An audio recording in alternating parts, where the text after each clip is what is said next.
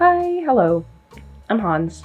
Over the past couple of days, my partner and I have been having a lot of conversations about race and how we can talk about it in our own communities. Yes, I do have a girlfriend, she's really pretty, and she goes to a different school, so you probably don't know her. It's with her blessing that I'm bringing these conversations to my YouTube channel, because they're important. And let's face it, we white people really need to talk amongst ourselves about this whole white supremacy thing. And I'm in before the comments of, are you sure that that's what you really need? Isn't talk about all being intersex? I mean, that's what we have in common. And sure you wouldn't prefer to say racially tinged? So look, clarity is awesome. When I'm talking about white supremacy, I'm not just talking about a few Klan members in hoods. I'm talking about a bigger set of ideas that's baked into everything that we know in the US.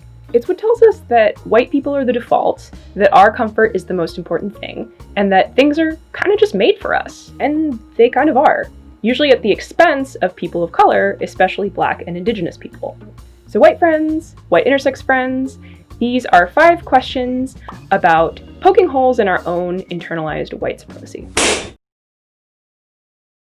Number 1, what are some of my earliest memories of learning white supremacy?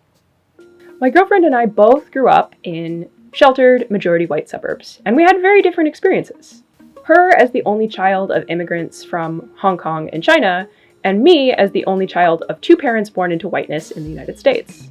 For her, and in her words, it was about feeling silenced and isolated, about not fitting in and not seeing possibilities for people that looked like her. But, spoiler alert, she's now a med student who's finding her own ways to heal, and she's always been a pretty fierce activist. I'm a pretty big fan. But anyway, this is a white people go talk about racism video, not an I love my girlfriend video. So back to the thesis. She's the first generation here, while I'm 4 to 5 generations away from my family's original immigration from Russia, Poland, Germany, and Sweden. Both of us learned a lot about whiteness, but only one of us learned about it by experiencing racism directly. My hometown is 87% white. This internalized for me that I matched the default. None of what I'm saying in this video is to blame my parents. While they do play out at an individual level, we're looking at larger systemic issues. My mom did often model inclusivity in her behavior, like when she learned Spanish to be able to communicate with our neighbors. But we didn't really talk about racism very explicitly. I only remember one conversation when I was about 7 years old, and I knew that other families in the neighborhood were mad at my mom for selling our former house to those neighbors because they were Mexican immigrants. Wow, how dare she do that? And I don't remember having any conversations that were explicitly about police brutality or anti-Black racism. Now, especially with the internet, there are so many resources for parents to have these conversations with their kids earlier. And they need to, because I can see how easy it would have been for a kid like me in a town like mine to grow up without any deep relationship with a person of color. And without that humanity and connection, that first impression is generally left up to the media. Some of my strongest and earliest impressions as a kid of people or characters that didn't look like me came from Disney movies. As an adult, I now know that these movies were directed by white men, by mostly white writers, for white people. Mulan was widely rejected by audiences in China. Aladdin is super heavy on violent and misogynistic stereotypes. And Pocahontas is so offensive that we need at least 2 more videos to even scratch the surface. Movies like these and their merchandise taught me before preschool that race and ethnicity were character traits for my consumption. I remember being 5 years old and having a toy that was a plastic armband that I guess was supposed to be the character Pocahontas' tattoo. The white adults around me didn't seem to ask too many questions. I mean, somebody had to have bought that armband toy. But under white supremacy, we grew up internalizing that other cultures and traditions were toys for kids like me. Number 2. How does whiteness affect my other identities? I was reading Autostraddle one day, and I came across an article that pretty directly called me out. It was an interview with M. Carmen Lane, a Two-Spirit African-American and Haudenosaunee artist. They talked about why, to them, the term queer had associations with white supremacy. Mainstream LGBT culture is informed by white LGBT people and their worldview.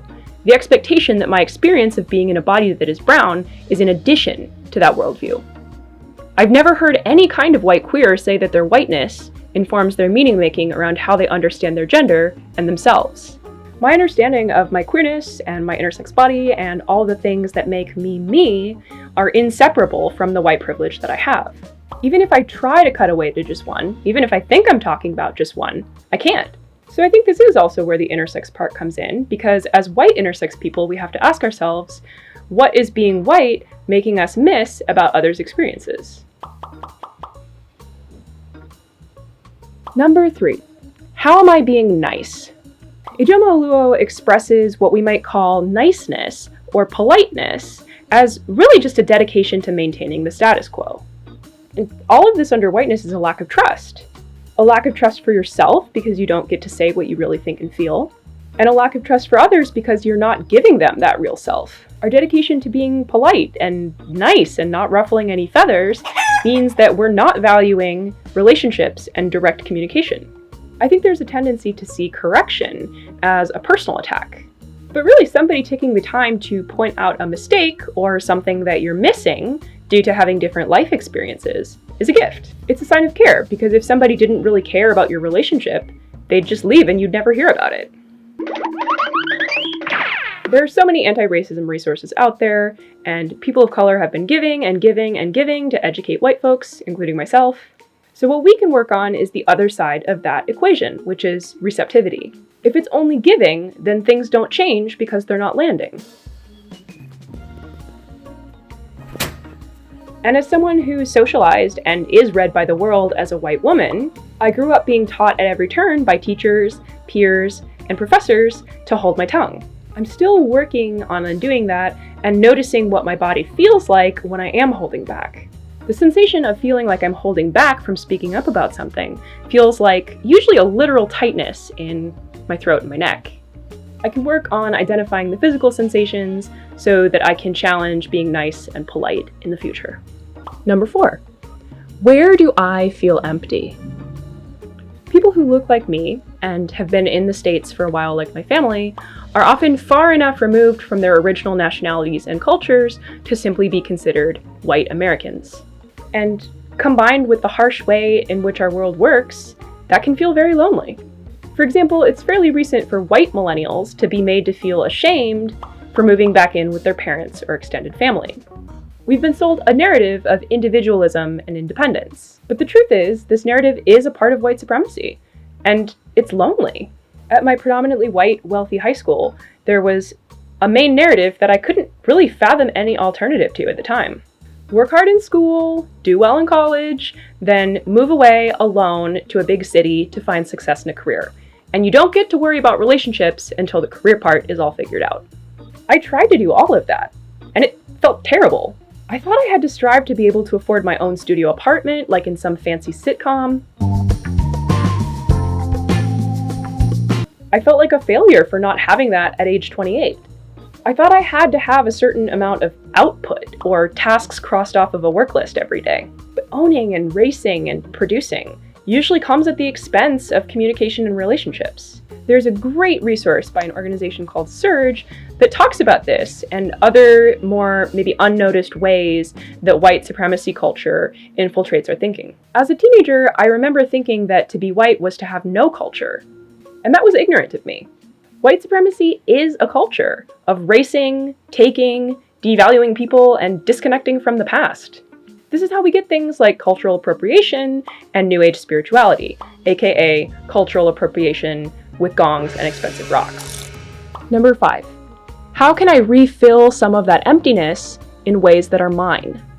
I showed my girlfriend some videos of one of my favorite comedians, Chris Fleming. Adventure dads are a huge issue, especially if they have sons. The boys go to Mothcrotch Academy, so they get 365 days a year off to ski or ride. He's white, and a lot of his work focuses on growing up under waspy harshness in Boston. How many conference calls do you think I take on a given day? 65. Girls, that's you know how long it's going to take me to get a bonus at that rate? Being an awkward, white queer, trying to navigate how pretentious and empty whiteness is. Believe it or not, the best tikka masala of my life was in Phoenix. We came to the conclusion that his appeal is twofold. He's just incredibly powerful in how much he is his goofy self. And the material is a great conduit for white queers to think about their experiences with white supremacy and cultural appropriation. Art is cool. Of course, there's always anti-racism work and trying to bring that into relationships.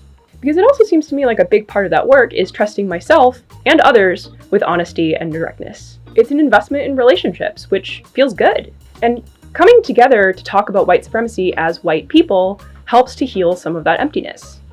Something that has felt really good has been recovering the disconnect with my own family and heritage. And I think that white people would appropriate less if we would engage with the things that were actually ours. Für mich, das war Deutsch lernen, als ich an der Uni war, asking my family about some of the Yiddish phrases that they used, and making latkes. It's hard to beat a perfectly crispy potato. I'd love to know what came up for you with these questions, and I'm also really looking forward to getting my copy of Me and White Supremacy, a workbook by Layla Saad. It's got a ton of prompts, and it seems like a great way to take these ideas even further. Check the description for more resources, and if there's any resources that you really like, I'd love to hear about them. So thanks for being here for these important conversations, and I will see you next time. My son, I hate you. my wife, my house. I paid for it.